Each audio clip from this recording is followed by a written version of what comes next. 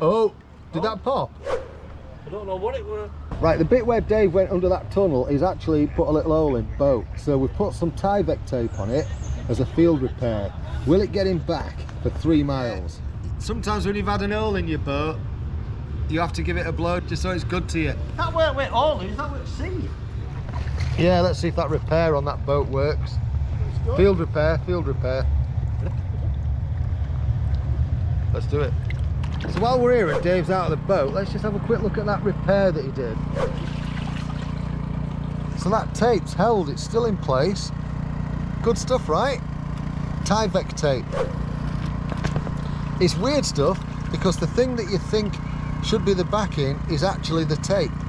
Weird. Right, we're wrapping up now. Let us know in the comments what you think of Mr. 80 Quid's 15, 16 quid boat. 16 quid.